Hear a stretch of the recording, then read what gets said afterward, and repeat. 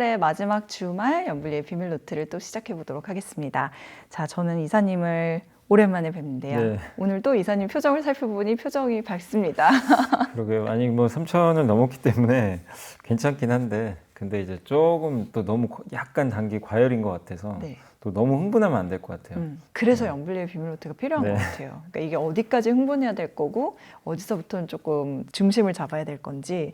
제가 요즘에는 제 주변에서도 주식을 안 하셨던 분들이나 네. 한동안 안 쳐다보셨던 분들이 진짜 이제는 들어가야 네. 되냐라고 물어보시는 분들이 많거든요. 근데 그럴 때 이제 저는 또 떠오르는 게 시장을 그래도 좀 봐왔잖아요. 그러니까 이거 포모에 들어가면 안 되는데 늘 그런 얘기를 해 주셨고, 그래서 지금은 그런 분들한테 뭐라고 얘기하면 좋아요? 근데 아직 포모도 안 왔어요. 전혀. 아니, 포모 전혀 전혀 아니에요? 그런 게 없어요. 왜냐면 근처에도 안 갔어요. 개인투자분들이 좀 이제 약간 지수 조금 이제 정체되니까 들어오시긴 하는데 보통 포모는 그거거든요. 이제 정말 이제 못 견디고 사는 거. 이제 정말 주가 지수나 뭐 이런 어떤 엔비디아 기업이 같은 급등할 거, 때 그런 거. 뒤늦게 따라가는 건데 아직 우리나라 증시가 이제 3천 넘었는데 이게 정상화지. 네. 사실 뭐 이게 고점이라고 보긴 좀 어렵거든요. 여전히 우리나라 이 흔히 PBR이라고 하죠. PBR이 지금 이제 한 배예요. 이제 한 배니까 사실 한 배 이하가 비정상인 거죠, 그동안. 그렇기 때문에 정상화된 거고, 그래서 뭐 여기서 만약에 3,000포인트에서 내가 투자한다고 해서 그게 포모 때문에 뭐 투자한다 이렇게 보긴 좀 어렵고, 근데 그런 거겠죠. 정말 뒤늦게 주가 지수가 계속 오르는데 뭐 PBR이 이제 한참 높은 상태에서 좀 과열권에서 뒤늦게 이제 내가 가지고 있는 다른 자산을 팔고 뒤따라서 이제 들어가는 거, 그런 것들이 이제 포모기 때문에 지금 상황에서는 포모라고 좀 보긴 좀 저는 개인적으로 어렵다. 그리고 시장이 이제 이번 주에 목금에 조금 이제 약간 흔들렸잖아요. 이제 그래서 적절하게 또 조정도 받고 있기 때문에 뭐 큰 그림을 잘 그리시는 분이라면 뭐 지금 3,000포인트를 뭐 끝이라고 생각하지 마시고, 다만 이제 여기서 오른다고 쫓아갈 필요는 없겠죠. 네. 적절하게 조정 받을 때 항상 말씀드리지만 이제 좀 몇 단계로 나눠 가지고 적절하게 분산하는 게 좀 필요할 것 같습니다. 그러나 여전히 정상화되는 과정이 네, 있다라고 맞습니다. 말씀하시는 거죠. 네, 알겠습니다. 그동안에 이제 제일 큰 우려는 중동 전쟁, 이게 이제 확전으로 가면 어떡하냐 이 부분이었는데, 이것도 이제 미국의 개입으로 일단은 무기한 휴전에 이란과 이스라엘이 들어갔습니다. 그럼 지정학적 리스크는 일단 해소됐다 이렇게 봐도 될까요? 한참 막 4월, 5월에는 정말 트럼프 대통령이 뭔 얘기만 하면 정말 시장이 요동도 치고 그랬는데 요새는 이제 그런 것도 줄어들었고 다행히 또 중동 문제도 이것도 미국이 개입해서 큰 전쟁 가면 어떡할까 이런 우려가 있었는데 네. 다행히 이제 이스라엘과 이란이 이제 휴전하기로 했죠. 무기한. 예, 그래서 상당히 좋은 결과가 도출됐고 호르무즈 해협 봉쇄 우려가 굉장히 컸었거든요, 사실. 근데 75달러 이제 이상으로 유가가 오르지 못한 상태에서 결국 좋은 이제 뉴스가 나왔기 때문에 지정학적 리스크는 해소가 됐습니다. 그래서 국제유가가 65달러대로 다시 떨어졌고 금값도 좀 떨어졌고요. 그리고 다음 주에 미국과 일단 이란이 대화한다고 지금 트럼프 대통령이 발표를 해놨거든요. 네. 그래서 그 대화 또 여부에 따라서는 더 좋은 분위기로 갈 수도 있기 때문에 일단 지정학적 리스크가 완전히 끝난 건 아닙니다. 뭐 이것 때문에 중동 전쟁이 이제 발생 안 하냐? 또 그런 건 아니잖아요. 근데 이제 단기적으로 제일 위험한 이 두 국가가 일단 멈췄다는 거죠. 멈췄기 때문에 또 그거를 그 가운데 지금 미국이 있거든요. 예, 그래서 미국이 이렇게 좀 개입하는 이상 추가적인 어떤 이제 도발이 발생할 가능성은 상당히 낮아졌기 때문에 일단 리스크는 해소됐다. 그래서 네. 글로벌 증시에는 상당한 좀 호재로 좀 작용할 수밖에 없다. 이렇게 보고 있습니다. 또 관심사가 이제 미국으로 말할 것 같으면 7월 금리 인하, 이제 당장 내일 모레거든요. 근데 트럼프 대통령은 늘 연준에 뭐 금리 인하 압박을 하고 있고, 파월 의장은 그럼에도 불구하고 꿈쩍을 안 하고 있는데, 이 매파로 불리는 이사들이 갑자기 좀 7월 금리 인하 얘기를 꺼낸 것 같아서 네. 어떻게 될 것 같으세요? 그러니까 원래 이제 특히 미셸 보우먼 연준 이사, 또 크리스토퍼 윌러 연준 이사, 이분들은 좀 전통적인 매파라 그러죠. 금리 인하보다는 물가를 우선시하고 되게 이제 좀 금리 인상 쪽에 좀 치우친 듯한, 특히 이 미셸 보우먼 이사가 굉장히 매파 중에서도 제일 센 매거든요. 근데 이분이 갑자기 말을 바꾸기 시작합니다. 물가 압력이 제어된다면 7월 FMC에서 금리를 낮춰서 고용을 안정시켜야 된다. 근데 이분은 항상 하는 얘기가 고용보다 물가를 우선시했거든요. 근데 지금 발언은요, 바뀌었어요. 고용을 안정화시켜야 된대요. 그래서 관세가 물가에 미친 영향은 일회성 상승에 그칠 것 같다. 네. 연준 의장과 정반대 얘기를 하고 있어요. 연준 의장은 관세가 물가에 어떤 영향을 줄지 지금 모르니까 좀 더 봐야 된다.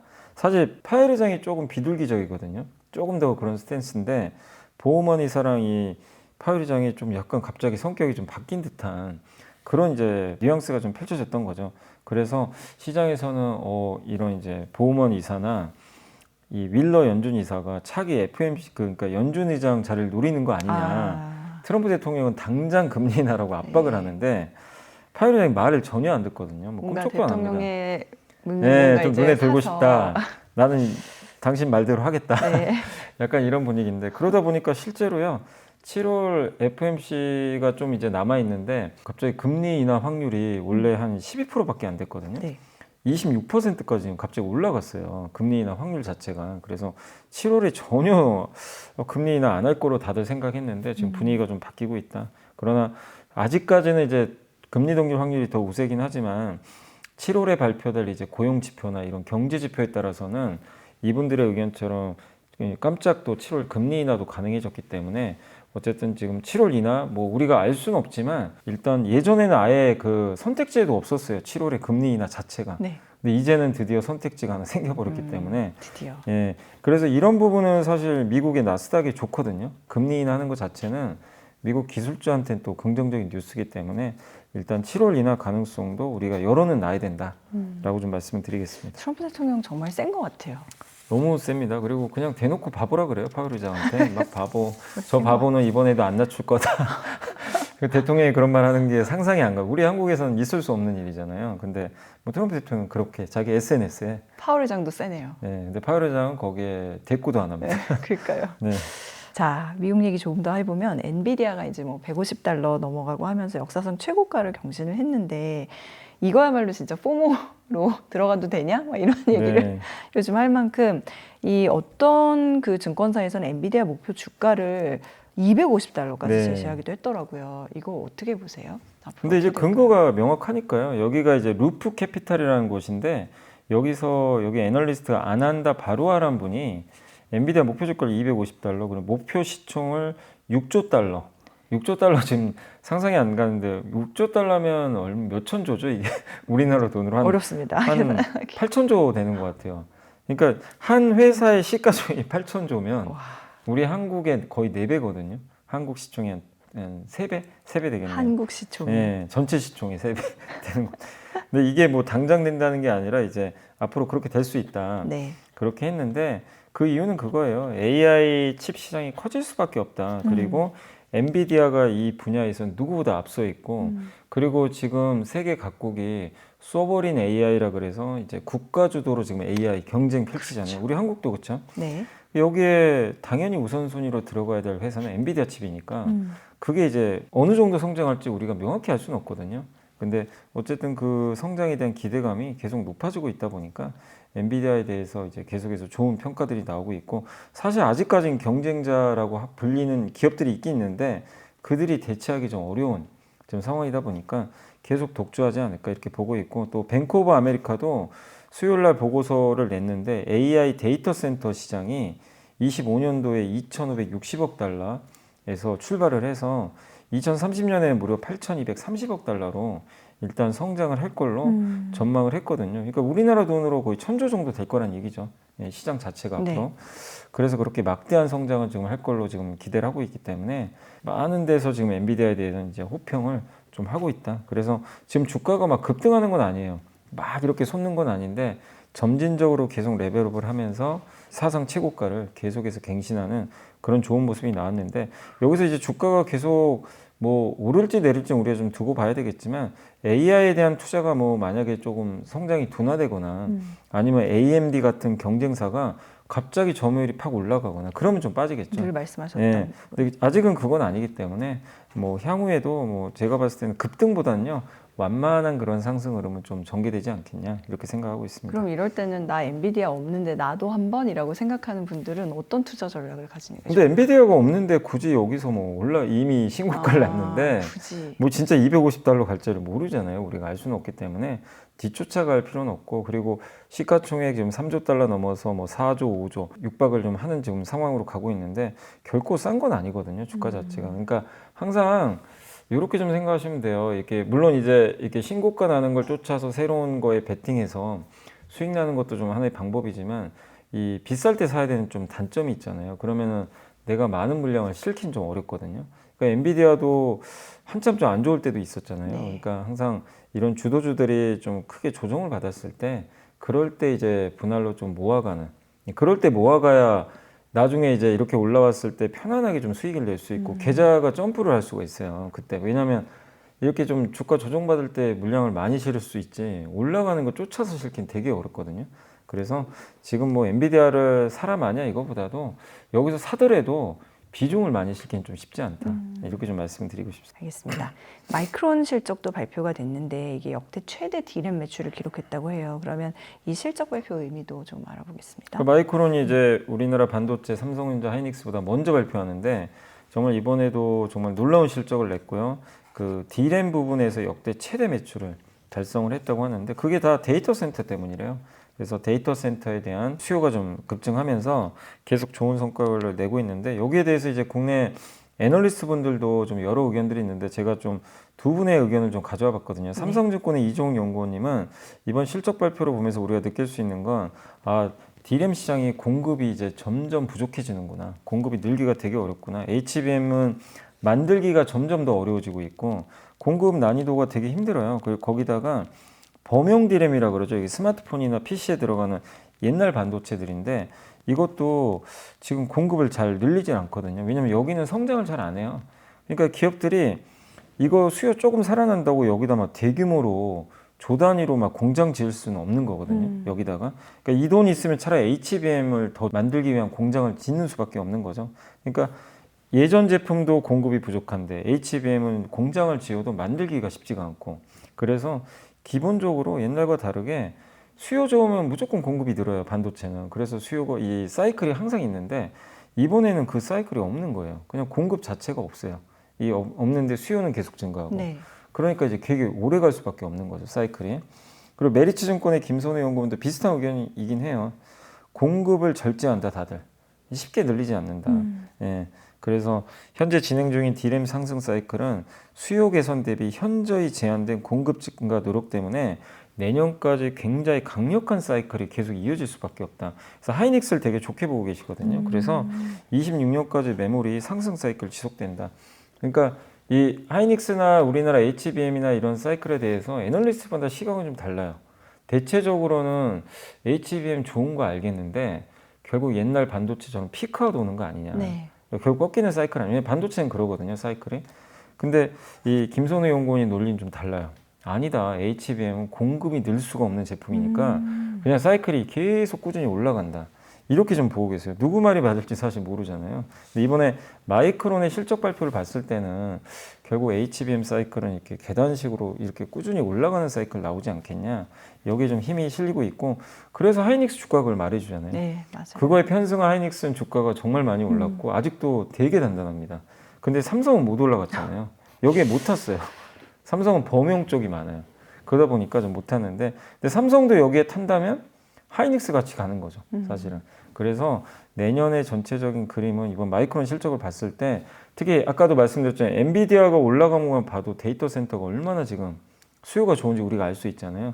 거기서 결국 여기에 파생되기 때문에 하이닉스의 주가 상승, 마이크론의 주가 상승을 저도 가볍게 봐서는 안 되고 마치 우리나라가 지금 3,000포인트 팍 한번 올랐잖아요. 그런 것처럼 반도체도 정말 이제 바뀌었어요, 뭔가가. 한국 증시가 구조적으로 변화되는 것처럼 반도체 사이클도 이런 사이클이 아니라 계단식 상승 사이클이 나오는 그런 뭔가 초입에 있기 때문에 한번 그 부분도 이게 맞을지 모르지만 한번 여러분들도 반도체를 바라보는 시각을 한번 다르게 바라보실 필요도 있다라고 말씀드리겠습니다. 네, 저 내일 또 이제 준비된 질문이 있는데 삼성전자와 SK 하이닉스 관련해서는 내일 또 조금 더 알아보도록 하고 이 미국 얘기를 조금 더 해보겠습니다.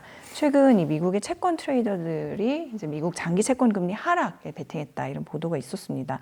사실 꽤 오래 기대를 했었는데 금리가 되게 안 떨어졌었거든요. 하반기에는 미국 금리 하락 이게 가능할까요?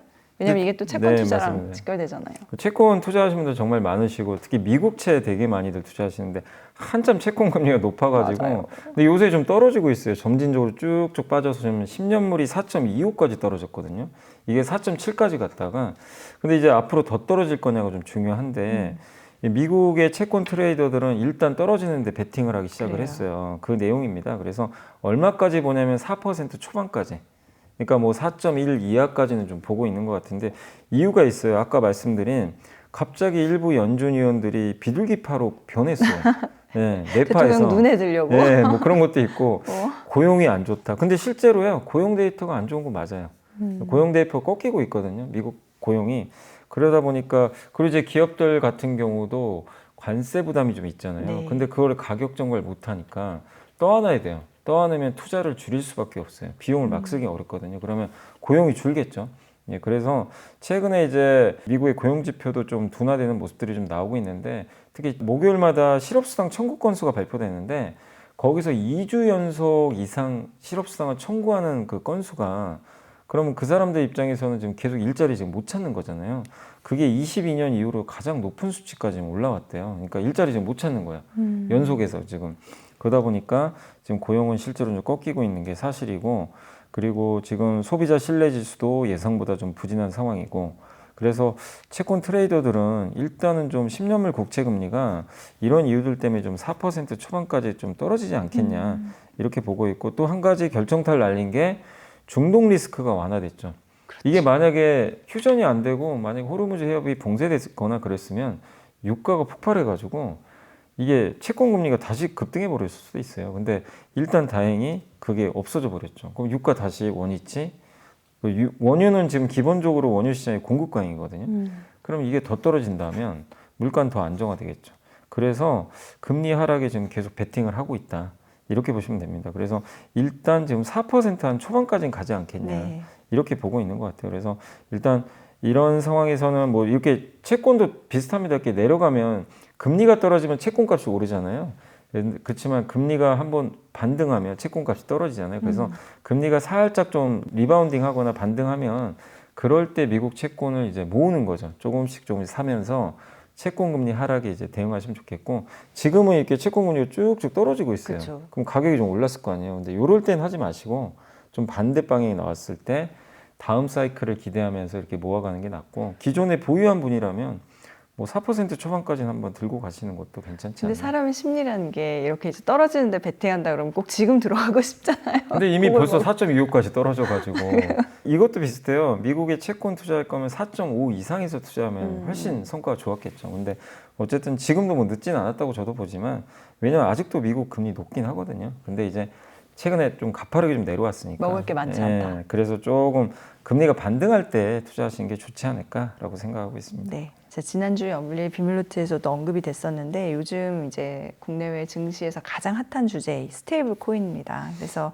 한국은행이 스테이블 코인의 확산은 금융시장의 위험 요인이다 이런 보고서도 발간을 했고요. 그러면 이 내용 좀 짚어보고 이제는 조심해야 되는 걸까 이것도 알아보겠습니다. 근데 한국은행이 조심하라 그러면 조심하는 게 사실 맞았어요. 그동안. 이게 왜 이 말씀을 드리냐면 옛날에도 아마 3월인가 제가 한번 소개해드렸는데 한국은행이 우리 개인 투자분들 너무 그러니까 서학개미 분들이죠. 그러니까 너무 미국에 다 집중돼 있다. 그래서 한번 경고를 한 적이 있거든요. 네, 기억나는 것 네, 같아요. 근데 그때 4월에 미국 증시가 완전히 와장창 무너져 버렸죠. 물론 이제 다 회복은 됐는데 근데 또 그때 경고했던 것 중에 하나 달러가 약해지니까. 근데 지금 주가는 올라도요. 개인 투자분들이 기분이 별로 좋진 않아요. 왜냐하면 원달러 환율이 100원 이상 빠져가지고 여기서 환차손을 입어요. 그러니까 테슬라 수익이나 뭐 엔비디아 수익은 나는데 환율 하락한 만큼은 이거 빼줘야 돼요. 그렇죠. 그러니까 이제 그게 좀 리스크 요인 중에 하나죠. 그러다 보니까 좀 이제 그런 경고도 그때는 했었는데 이번에 이제 스테이블 코인이 너무 또 과열되니까 경고를 한 것 같아요. 근데 어쨌든 스테이블 코인 시장은 결국 도입이 될 수밖에 없는 것 같아요. 지금 미국 같은 경우도 마찬가지고 조만간 하원 통과가 좀 앞두고 있는데 네. 결국 이제 걱정하는 건 뭐냐면 이게 은행을 대체하는 거거든요. 사실 어떻게 보면 은행이 기득권을 뺏어가는 거예요. 그러니까 내가 예를 들면 100원을 맡기면 코인을 그만큼 주는 거잖아요. 그러면 그 코인 발행사가 내 돈을 갖고 있는 거죠. 그래서 어디 안전한 곳에 예치를 해놓거든요. 근데 그러고 예치하면서 주로 사는 게 금리 이제 국채 같은 거 사놓는 거죠. 그럼 국채 금리가 높으면 이자를 받아요. 누가 받냐면 발행사가 가져가죠. 그럼 발행사가 은행처럼 그거 여기 맡겨가지고 대신 돈 버는 이제 구조로 가는 거죠. 그렇게 되다 보니까 이 발행사의 영향이 커지고 은행이 하던 이 이 모델을 어떻게 보면 스테이블 코인에 이제 발행사가 가져가니까 이 금융 시스템이 좀 혼란이 발생하지 않겠냐라는 그런 우려가 있고, 그리고 만약에 이 스테이블 코인이 이제 시장에 정착된다고 해도 뭐 혹시라도 뭐 이런 사기가 또 있을 수도 있는 거잖아요. 옛날에 뭐 권도영의 그 루나도 뭐 기억하시겠지만 테라. 이 테라인가요? 예, 테라였나요? 테라. 그게 이제 완전히 가치가 무너져 가지고 예, 그러니까 이게 반드시 1대1로 이렇게 연동이 돼야 되는데 연동이 안 되고 이렇게 무너지기 시작하면 급격하게 완전히 그냥 휴지가 돼 버리는 거거든요. 그래서 그걸 사실 여기 한국은행도 지금 경고하고 있어요. 이번에 법안이 통과되면 한국은 이제 디지털 자산법이라고 그러죠. 민주당에서 발의를 했는데 거기 법안에 의하면 미국 같은 경우는 이번 법안 지니어스 액트의 핵심은 아무한테나 그걸 발행권을 주는 게 아니라 규제가 들어가요. 그러니까 미국 정부가 좀 규정을 해주는 것 같더라고요. 근데 한국은 좀 다른 게 일단 금융위원회에 인가 신청을 하면 돼요. 그러니까 금융위원회가 먼저 정해서 허가를 주는 게 아니라 이렇게 신청을 해요. 신청을 하면 이제 금융위원회가 이제 거기서 너넨 허가해줄게. 이렇게 이제 결정을 해주는 그런 구조더라고요. 그럼 확실히 미국보다는 발행사가 훨씬 많아질 가능성이 높거든요. 그래서 그것도 좀 우려하는 것 같아요. 이게 아무한테나 발행하면 안 되는 거 아니냐. 발행사가 많아지고 예. 그게 이제 조금 애매한 경우들이 예. 생긴다. 그리고 100% 믿을 수 있냐 그런 발행사들을 이제 이런 것도 좀 우려가 좀 되는 것 같아요. 그리고 1달러에 지금 이제 미국도 그렇죠. 1달러에 1코인이 연동이 돼야 되는데 옛날에 무슨 일이 있었냐면 이번에 그 미국의 서클 네. 인터넷 그룹이 상장하고 우리 한국 개인 투자분들 주식 엄청 사셨더라고요. 여기에 또 굉장히 많이들 투자하셨는데 이 회사가 23년 3월에 그때 이제 또 코인을 발행을 했었는데 예치금을 일부 이제 미국 국채로 사놓잖아요. 보관을 해놓는데 그 보관했던 은행이 그 예치금 보관한 은행이 실리콘밸리 은행이었대요. 일부가. 그거 기억하시죠? 네. 여기가 이제 파산했던. 네. 그래가지고 USDC 그때 이제 이 코인 가격이 1달러에 87센트까지 떨어져 버린 거예요. 어떻게 보면 이제 87센트까지. 1달러 대 1코인이 연동이 안 돼 버린 거예요. 다행히 이제 이게 다시 올라오긴 했지만 만약에 이게 붕괴돼 버렸으면 또 난리가 날 뻔한 거죠. 그래서 이런 위험들이 언제든지 발생할 수 있기 때문에 한국은행은 좀 신중하자 이런 좀 입장인 것 같아요. 그래서 지금 너무 좀 과열조짐이고 이게 혹시 모를 코인런 대량 인출 사태 이렇게 되면 사람들이 돈 빼려고 할 거거든요, 분명히. 그렇죠. 예, 이게 뭐 100원에 1코인이 연동이 만약에 안 된다 그러면 빼버리려고 그러겠죠. 이런 게 발생하면 금융시장에 큰 혼란이 또 발생할 수 있고 그런 부분에서 좀 주의는 하자. 그래서 어쨌든 우리 한국도 도입은 될 것 같아요. 도입은 되더라도 여러 가지 것들을 좀 잘 유념해서 도입을 하되 금융 수준이 높은 은행 중심으로 좀 하는 게 어떠냐. 처음에는 그렇게 또 안정적으로 하고 하는 게 낫지 않나. 그래서 좀 논란은 있지만 한국은행에서 이 보고서를 썼고 이 보고서 나오자마자 카카오나 카카오페이 같은 이제 이런 코인 관련주들 있잖아요. 스테이블 코인으로 급등했던 기업들의 주가가 이제 한번 확 급나가는 그런 모습이 나왔는데 그렇지만 저는 개인적으로는 어쨌든 방향은 바꿀 수 없다고 생각을 하고 있어요. 이 방향은 이미 잡혔기 때문에 대세를 걸어둘 수 없는데 다만 속도의 문제인 것 같아요.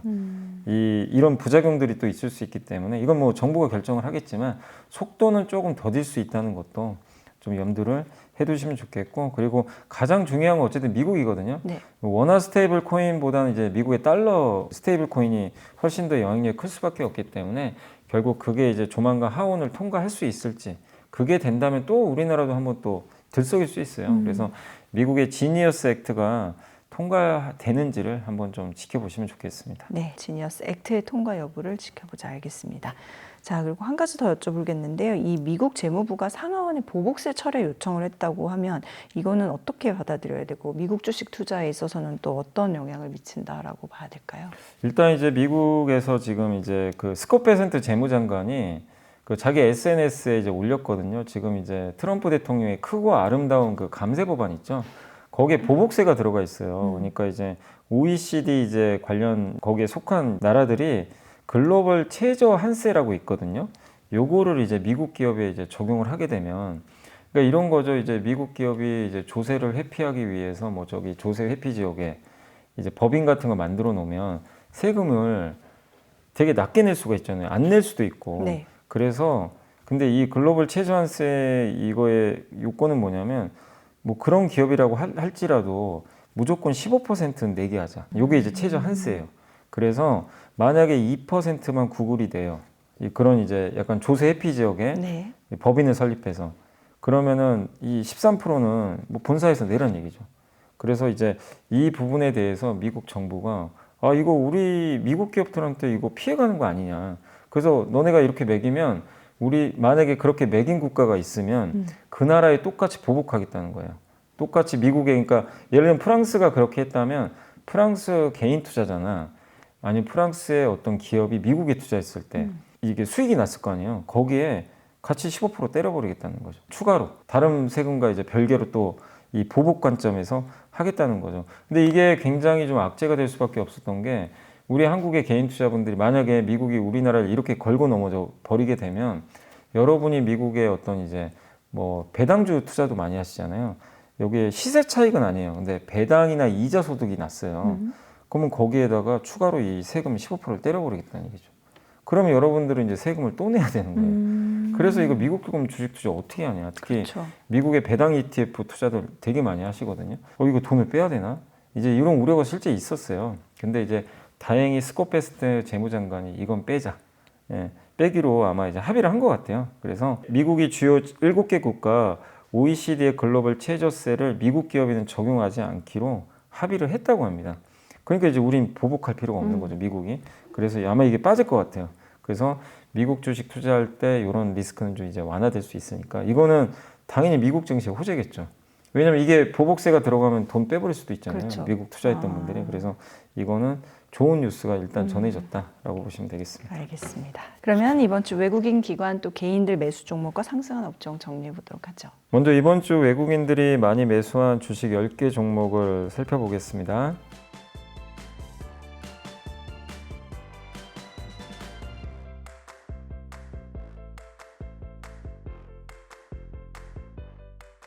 이번에는 기관들이 이번 주에 많이 담은 10개 종목을 알아보겠습니다.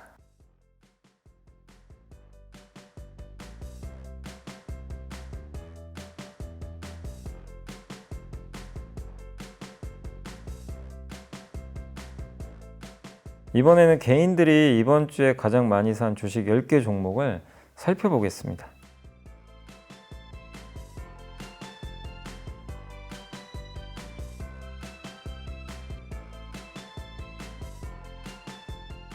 이번에는 이번 주 상승한 10개 업종을 살펴보겠습니다.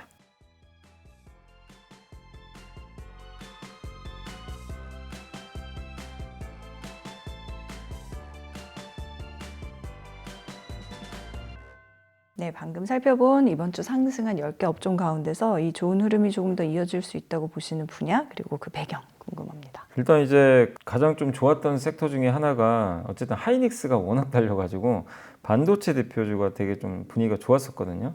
근데 저는 뭐 개인적으로 반도체 대표주들이 여기서 쉽게 꺾이지는 않을 것 같고 하이닉스는 좀 정체될 수 있어요.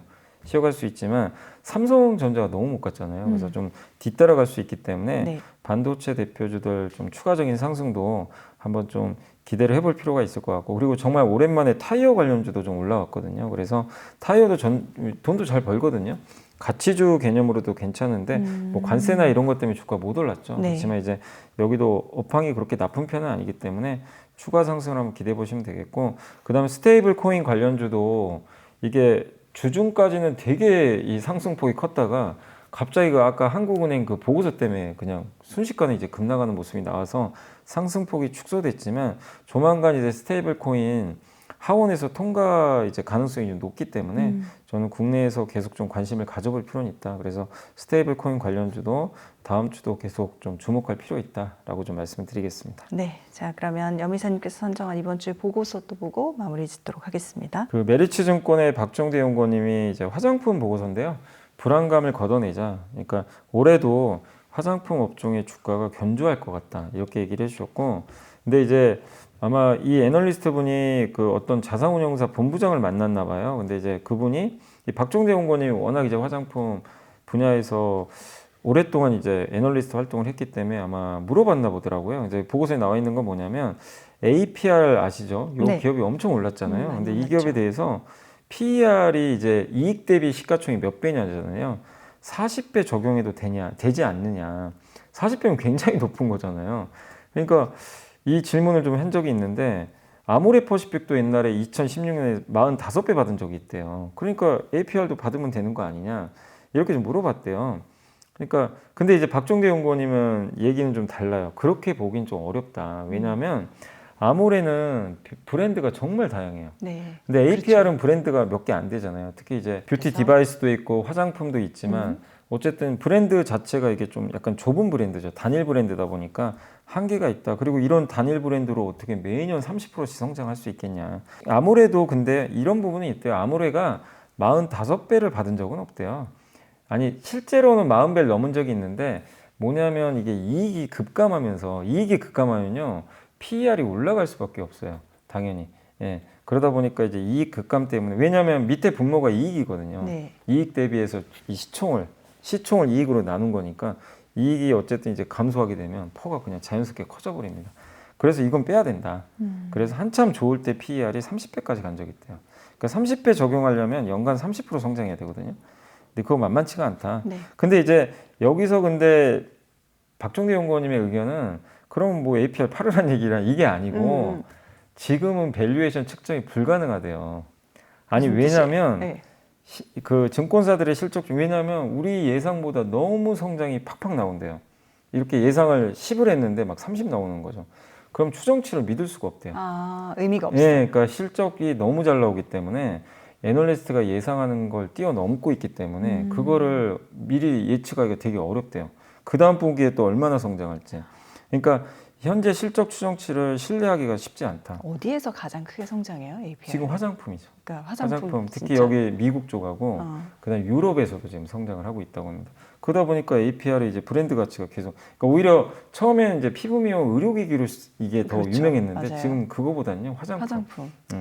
APR의 이 화장품 브랜드가 워낙 지금 잘 나가고 있기 때문에 그게 어디까지 성장할지 지금 알 수는 없대요. 명확하게.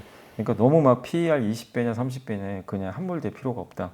그냥 분기 단위로 매출 보면서 대응하시고 다른 계산법을 좀 예. 써야 된다.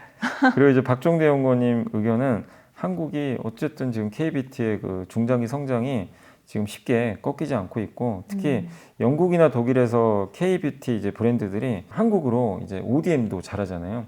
ODM 방식으로 주문을 많이 하고 있는데 태평양을 건너가고 수에즈 운하를 지나도 한국 비용이 많이 든다는 얘기예요. 그래도 한국 걸 주문을 한대요. 왜냐하면 한국이 제일 빨리, 제일 품질 좋게, 제일 싸게 이렇게 해주니까 운송비 감안해도 네, 상관이 없대요. 그런 이제 능력들이 있고 또 한국의 최고 인재들이 화장품 시장으로 지금 계속 유입되고 있고 APR과 달바글로벌의 성공적인 상장 이런 인디 브랜드와 ODM의 M&A가 활발히 진행되고 있기 때문에 인재가 블랙홀처럼 여기로 빨려 들어가고 있다. 네. 그래서 굉장히 좋은 얘기를 해주셨고 그래서 투자 전략은 뭐냐면 K뷰티 글로벌 모멘텀 그러니까 주가는 좀 올랐잖아요. 그래도 여전히 시작이다. 그래서 제조 3대장 코스맥스, 한국콜마, 펌텍코리아 가운데 한두 개 업체에는 반드시 싣고 가자. 오. 이걸 언급해 주셨고 이거랑 좀 유사한 업체가 실리콘트는 유통사죠. 네. 저기 유럽이나 이런데 그 업체들이 되게 힘든 게 유럽이나 미국 갔을 때 유통망이 없어요. 이걸 실리콘트가 다 알아서 해줍니다. 그리고 유럽 비중 높은 업체들을 보자. 여기 대표 기업이 APR, 실리콘트, 달바글로벌. 예. 근데 이 기업들이 밸류가 높은 건 맞는데 함부로 팔지 말래요.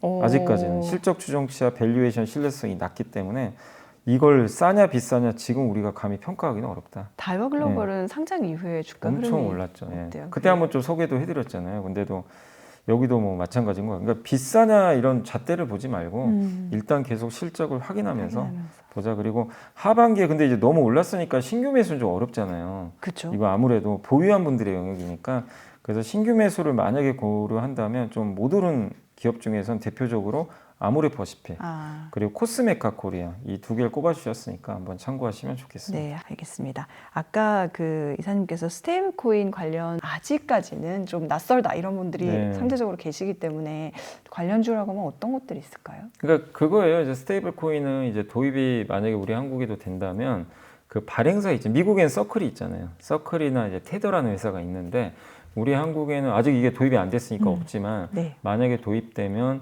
지금 몇몇 기업들이 이미 선언을 했어요. 우리 하겠다고. 그래서 대표 기업이 카카오페이, 네이버페이도 한다고 했고요. 토스는 아직 얘기 없는데 토스도 할 가능성도 있겠죠. 그러니까 어쨌든 그 결제망을 갖고 있는 그 인터넷 회사들 있죠. 이런 데가 되게 유망하고, 왜냐하면 이들은 그 사용자가 어마어마하잖아요. 우리 국민이 거의 다 쓰니까. 여기서 코인 발행해서 만약에 그런 결제 시스템을 도입하면, 저도 모르겠어요. 근데 저는 약간 조심스러운 부분은 뭐냐면, 이들이 발행사가 될 가능성은 높지만 처음에 저도 그렇고요. 사람들이 그러면 이거 나왔는데 당장 이제 신용카드 안 쓰고 대신 이거 코인으로 결제를 하게 될까? 그건 좀 시간은 저는 좀 걸린다고 그쵸. 보거든요. 사람의 왜냐하면 습관이라는 게 또. 습관 바꾸기가 쉽진 않아요. 그래서 이게 막상 도입돼도 처음에 한 1, 2년은 대부분 다 아마 신용카드 그냥 그대로 쓰지 않을까.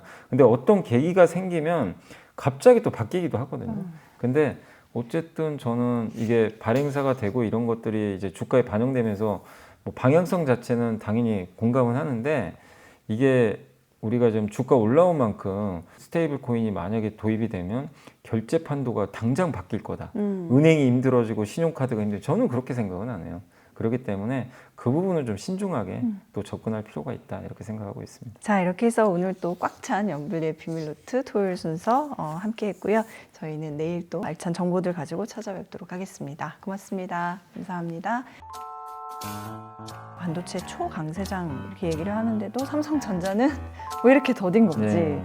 하이닉스가 시총 200조를 뚫어버렸어요. 이게 역대 두 번째죠. 왜냐하면 삼성 다음이니까. 하이닉스가 이렇게 좋은 성과 내는 건 결국 엔비디아에 들어갔기 때문이고, 삼성은 거기에 들어가지 못했기 때문에 언제쯤 위가 열릴 거냐, 언제 달릴지 모르지만 엔비디아라는 이제 그 뉴스가 나와야 되겠지만, 지금 상황에서